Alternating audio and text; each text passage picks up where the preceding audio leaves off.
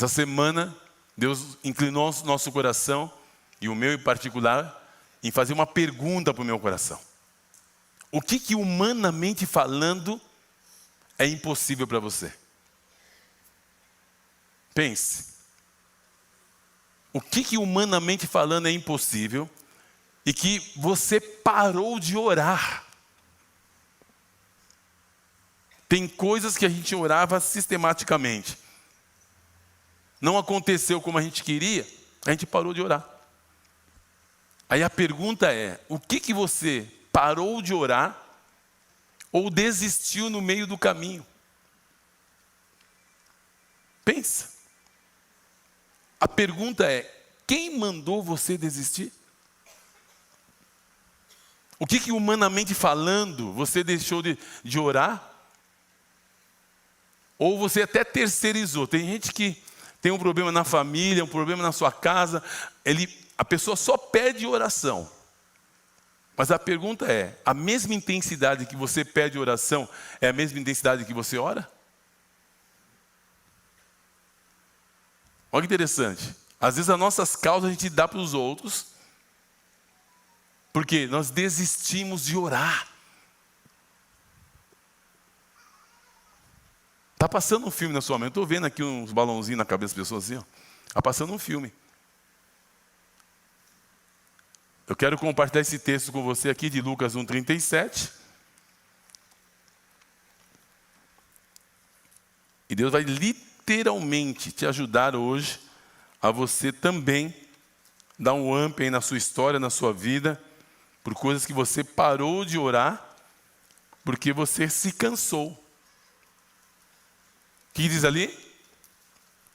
Pois nada, para Deus nada é impossível. Tudo é possível àquele que crê. Tem coisas que humanamente falando para nós é impossível, mas a Bíblia está dizendo que o que é impossível para os homens são os possíveis para Deus. Se é possível para Deus, Ele está dizendo que não há impossível, por que a gente vai parar? Por que você parou de orar pelo seu marido? Por que você parou de orar pelos seus filhos? Por que você parou de orar por essa situação de enfermidade? Por que você parou de orar?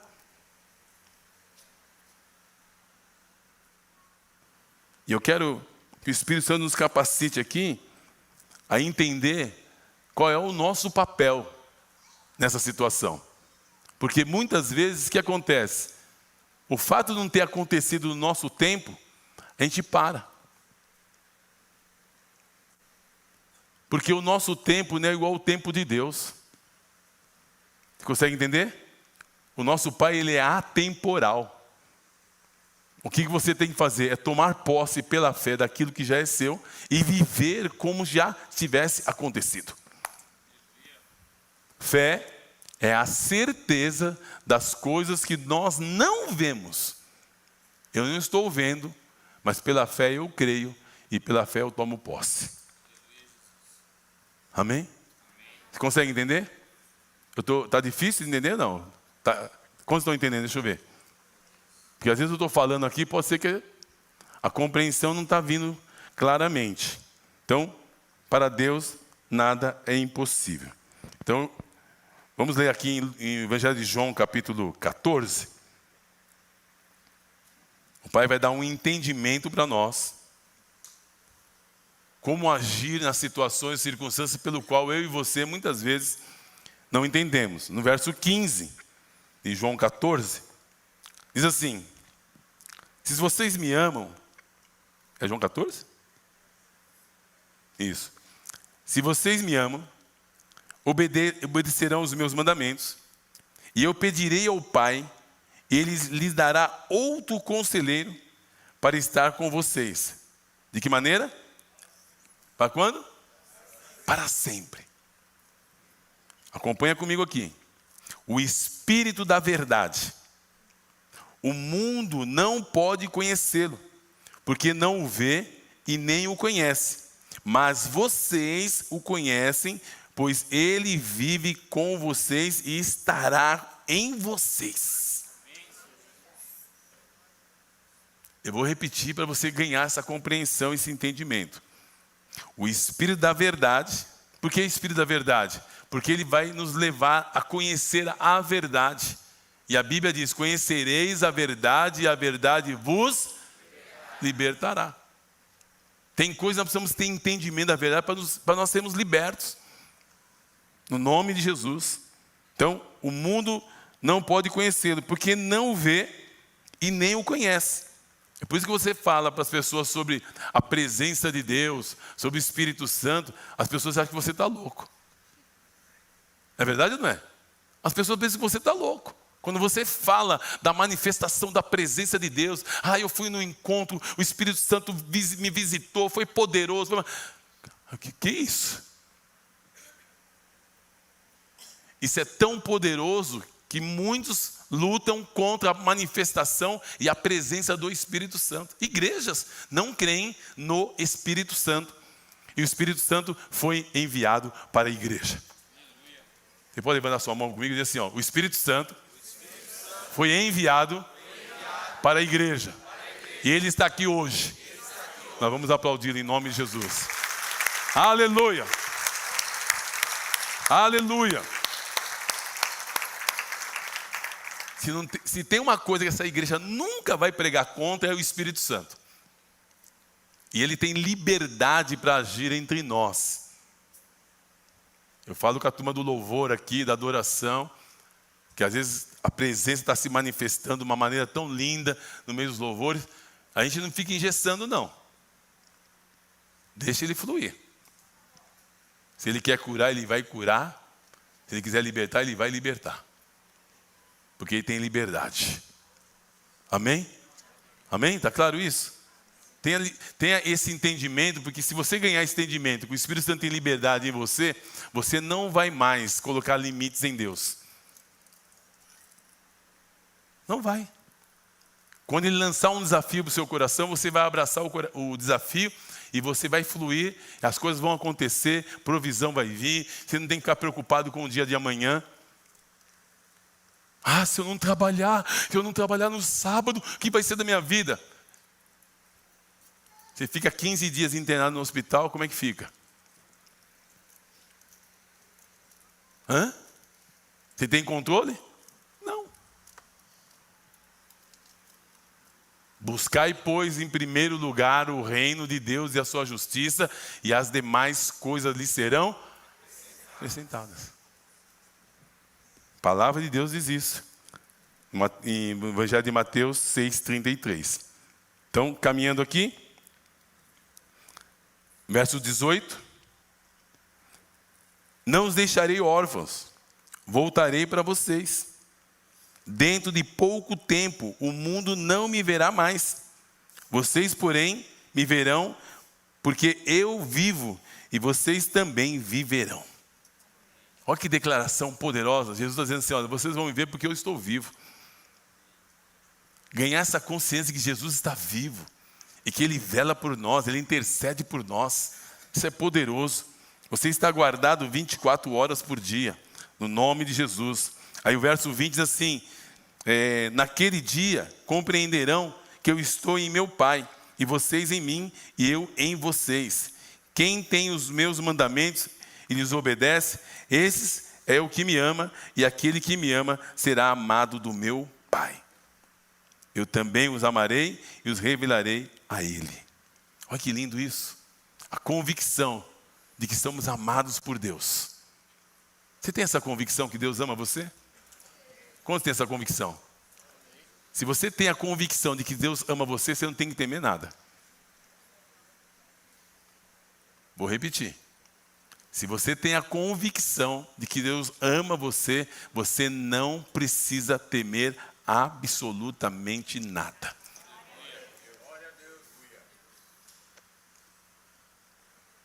Por que a gente teme? Porque a gente fica confiando nas nossas forças. Por que a gente tem medo? Porque a gente está colocando o nosso foco no lugar errado. Se você coloca o seu foco no coração de Deus, no amor dele, o medo não domina você. Eu vou repetir porque isso é importante. O medo Vem porque o nosso foco está no lugar errado.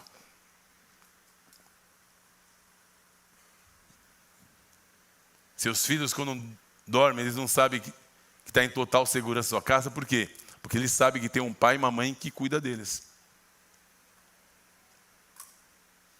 A Bíblia diz que se vós, sendo maus, sabem dar boas dádivas sabem dar boas coisas aos vossos filhos, quanto mais o vosso Pai Celestial dará a vocês o Espírito Santo a quem lhe pedir. Ele dará tudo para nós. Mas o Espírito Santo vai se revelar ao meu e ao seu coração de uma maneira especial. Amém? O Espírito da verdade que o mundo não pode ver e nem recebê-lo. Está claro isso? Agora vamos avançar um pouquinho mais. Vai comigo lá em Isaías, capítulo 64. Foi o que o Ismael citou aqui, mas não é esse não. Eu quero outro. Isaías 55. Esse é um dos textos mais doidos da Escritura, esse texto aqui, ó. Está falando sobre a graça de Deus. Está falando sobre o favor de Deus para com os seus filhos. Isaías 55.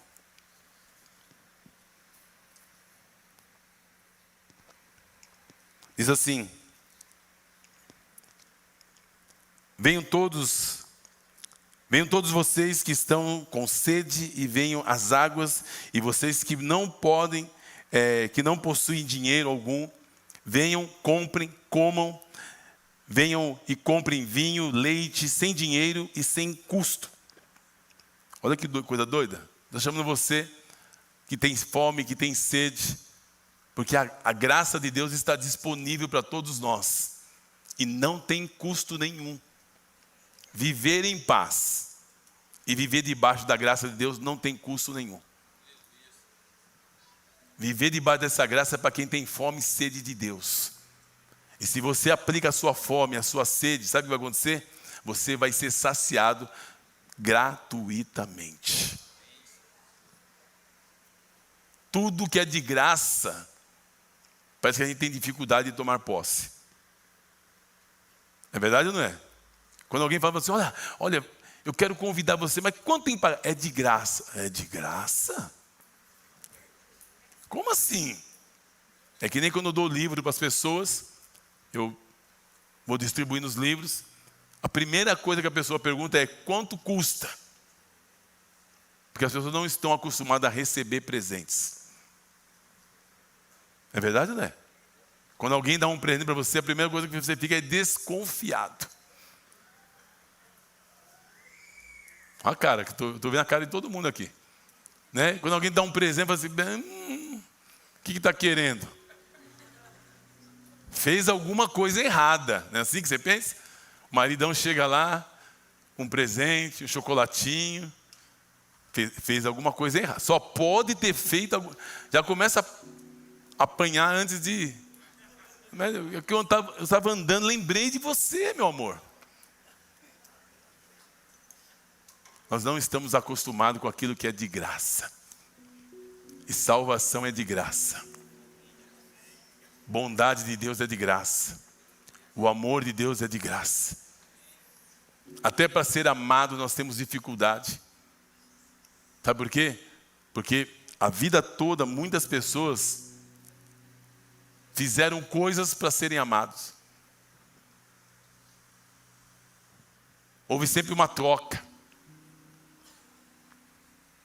Se você fizer isso para a mamãe e para o papai, então eu te dou isso. Então a gente acha que amor é isso. A Bíblia diz que Deus amou o mundo de tal maneira que Ele deu o seu Filho unigênito para que todo aquele que nele crê não pereça, mas tenha vida eterna. Amém? Então diz aqui o texto, Isaías 55.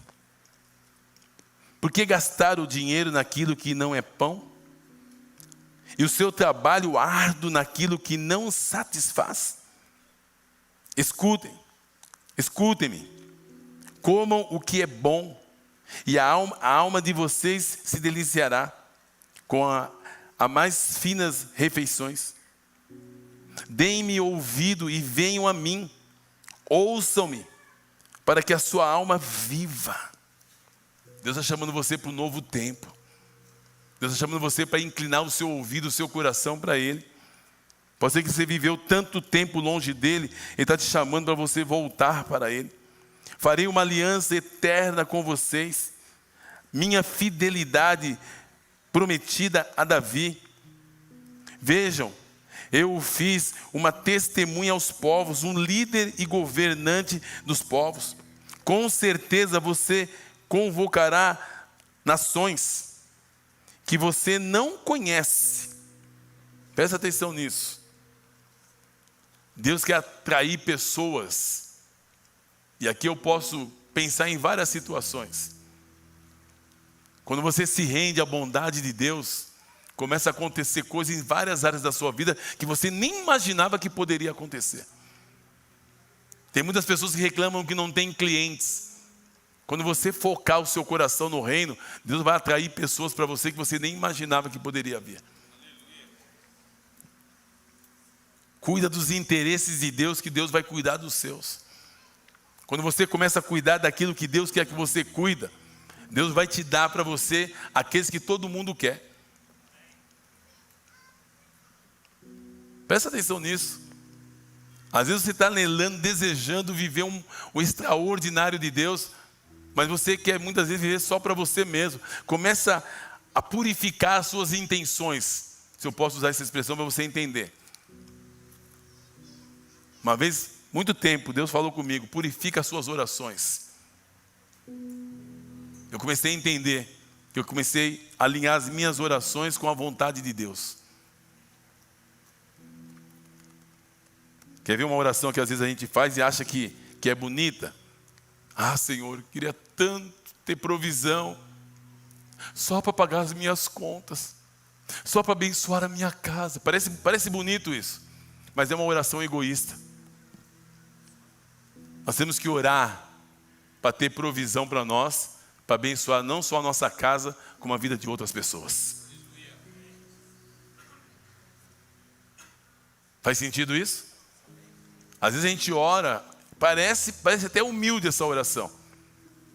Ai, como meu marido é humilde, ele ora para Deus suprir todas as nossas necessidades. É lindo isso. Mas a Bíblia diz que Deus vai nos dar a boa medida, recalcada, sacudida e transbordante. Quando você ora para receber para você e para os outros, Deus envia a provisão maior ainda. É para transbordar. Para o quê? Transbordar. No nome de Jesus. Caminhando, qual que é o verso que eu estou? 5. É isso? Isso.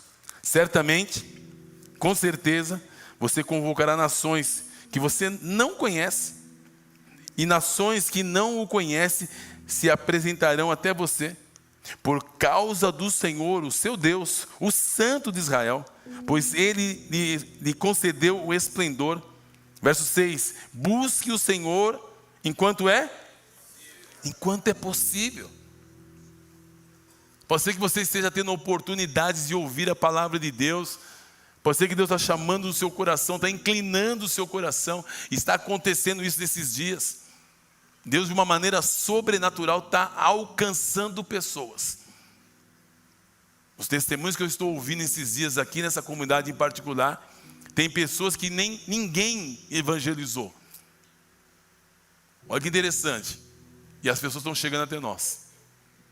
Eu vi um testemunho hoje de uma família que um jovem ouvindo canções cristãs, procurou a mãe e pediu uma Bíblia. Ele foi no Instagram e achou a gente. Veio para estar conosco, veio no café com o pastor e disse para a mãe: mãe, é essa igreja que eu quero ficar. E a mãe disse: vai ficar eu, você e a sua irmã. Eles vieram hoje pela manhã. É lindo isso. Deus está fazendo no coração das pessoas. Porque, olha só, verso 6. Busque o Senhor enquanto é possível achá-lo. clame por ele enquanto está perto. Não tem como a gente viver esse momento que a igreja está vivendo esses dias, no mundo inteiro, sem se comprometer com Deus. Não tem como. Não dá para servir a dois senhores. Acredite, meu irmão, minha irmã. Não dá mais para você viver uma vida cristã sem compromisso. Não dá. Por quê? Está muito evidente hoje. Ou você é, ou você não. Pastor, mas eu estou em cima do muro. O muro é do cão. Ele é o dono do muro. Você sabe a história, né? Sabe a história do em cima do muro? Como é que surgiu ou não? Quantos conhecem a história de cima do muro? Quantos não conhecem? Deixa eu ver a história de cima do muro. Então vale a pena contar. Estava Jesus de um lado e o diabo do outro. E aí havia aquele apelo para descer do muro. Para as pessoas descerem do muro. Vou resumir aqui para não ficar muito tempo. E aí, alguns desceram do muro, foram para o lado de Jesus. E alguns ficaram em cima do muro. Aí perguntaram para o diabo: por que você não está preocupado com esse que está em cima do muro? Ele falou: porque o muro é meu. Quem é o que fica em cima do muro? É o morno. Aquele que não é quente e nem frio, mas é morno. Aquele que é morno, o Senhor diz que ele vai vomitar da boca dele. Então não dá para ser meio termo. Ou eu sou crente, até o tutano, raiz, plantado, que se colocar um fuzil na sua testa e falar assim: ou você nega Jesus ou você morre, então pode atirar, porque eu vou morrer. Isso é ser crente. O diabo sabe quem é crente e quem não é.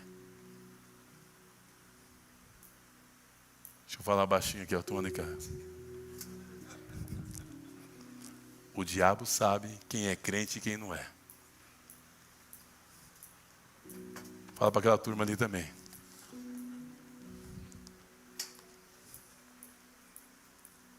O diabo sabe quem é crente e quem não é.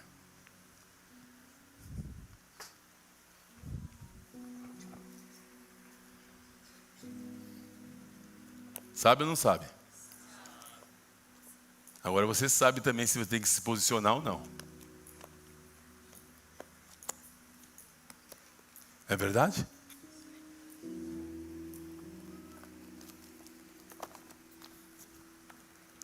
Não dá para servir a dois senhores.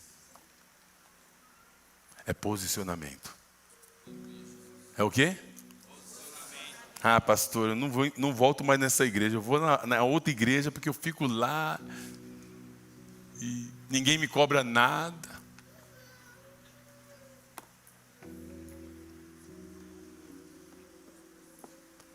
Ou é quente, ou é frio. Faz sentido isso, irmãos? Faz sentido ou não? Deus está nos chamando para um romper. E aqui vem a continuação do texto para nós terminarmos aqui. Os irmãos do louvor podem vir, por gentileza.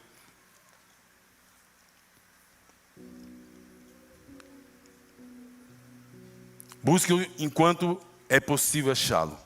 Clame por ele enquanto ele está perto.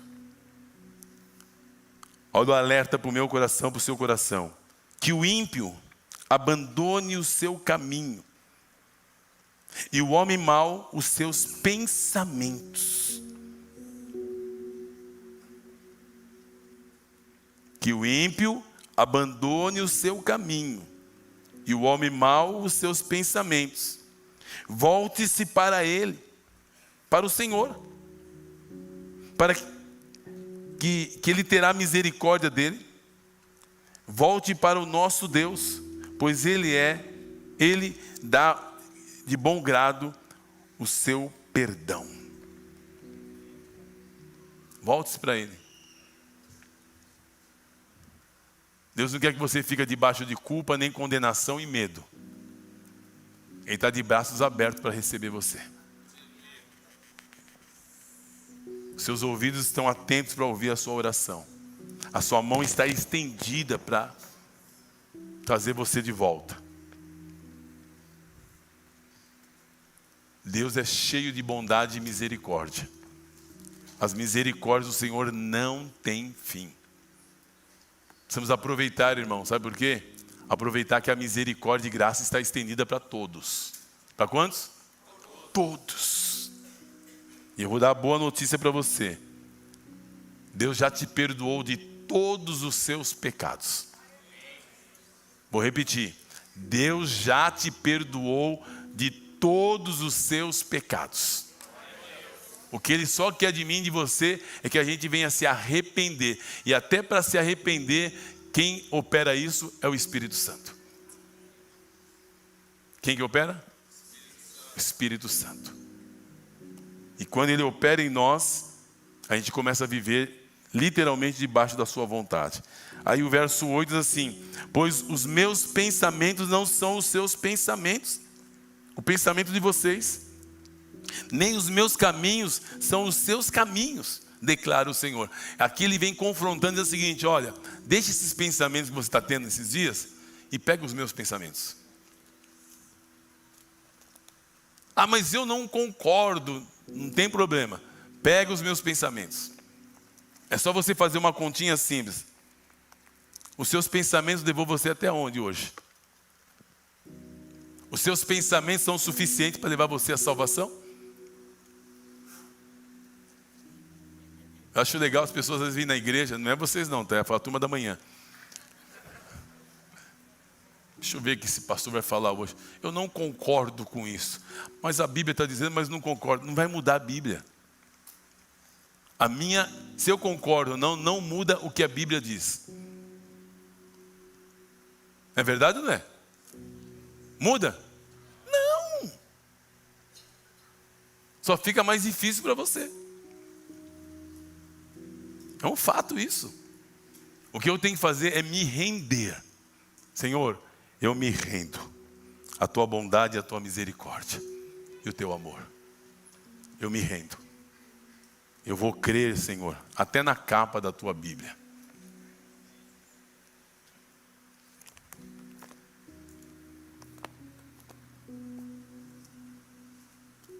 A Bíblia, ela é incrível. Não tem nenhuma contradição nela. Não tem nada que possa ir contra a palavra de Deus. E contra a verdade, somente a própria verdade. Verso 9. Assim como os céus são mais altos que a terra, também os meus caminhos são mais altos que os seus caminhos. E os meus pensamentos mais altos que os seus pensamentos. Assim como a chuva e a neve descem dos céus e não voltam para eles, sem regar a terra, e fazem-na brotar e florescer, para ela produzir semente para o semeador e pão para o que come. Verso 11, assim também ocorre com a palavra que sai da minha boca, está dizendo o Senhor para nós. Ela não voltará para mim vazia, mas fará o que eu desejo e atingirá o propósito para o qual eu a enviei. Palavra de Deus não volta vazia. Ela é enviada com um propósito. E é incrível quando a gente crê na palavra e deixa a palavra produzir o efeito. Enquanto a palavra não produzir efeito, meu irmão, minha irmã, não tome nenhuma decisão na sua vida. Deixa a palavra produzir efeito. Enviou-lhe a sua palavra e o sarou e livrou daquilo que era mortal. A palavra tem poder na nossa vida. Tem poder, acredite nisso. Desfrute dessa palavra. Deixe a palavra fazer o efeito no seu coração, na sua vida. E para encerrarmos aqui o que o Senhor falou conosco esses dias, que quem convence do pecado, da justiça e do juízo é o Espírito Santo. O Pai quer tirar um peso do seu coração agora, porque muitas vezes, pelo fato de não ter acontecido as coisas como a gente gostaria, a pessoa não está vivendo aquilo que você gostaria que vivesse, porque você quer que as coisas aconteçam do seu jeito. Não vai acontecer do seu jeito, vai acontecer do jeito dele, no tempo dele. O nosso trabalho é amar, servir, abençoar as pessoas. E quem convence é o Espírito Santo. Quem convence? O Espírito Santo. Porque quando o Espírito Santo convence e a pessoa literalmente se converte, ninguém precisa ficar, olha, tem que ir para a igreja, olha, tem que ir para a célula, olha, tem que ir para fazer isso. Não precisa. Quem é convertido no Senhor, o Senhor fala e ele obedece. Já pensou? Se chegar de domingo a Kátia falar, Marcos, você precisa ir para a igreja hoje. Mas não quero. Marcos, você precisa ir para a igreja hoje. Mas eu não quero. Marcos, você é o pastor da igreja. Já pensou se chegar a esse nível? Agora você imagine, crente tem que ser convencido de viver como crente. Precisa?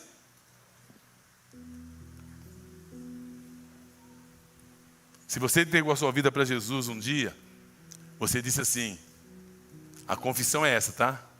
Eu reconheço Jesus como Senhor e Salvador da minha vida. Primeiro como Senhor. Senhor significa que Ele se tornou o dono.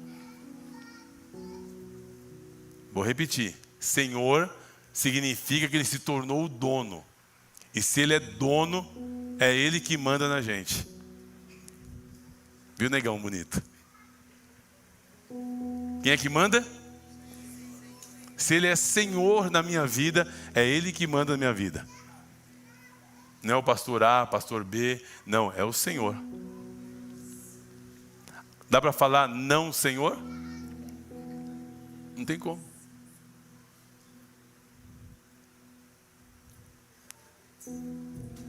Você pode fechar seus olhos por um instante, abaixar sua fronte, pense um pouco nisso. Pense. A única coisa que Jesus quer de você é você mesmo. Ele quer o seu coração. Ele quer a sua vida. Ele quer mudar a sua história. Até aqui pode ser que você viveu debaixo dos seus pensamentos, das suas decisões, das suas escolhas. Pois os meus pensamentos não são os seus pensamentos.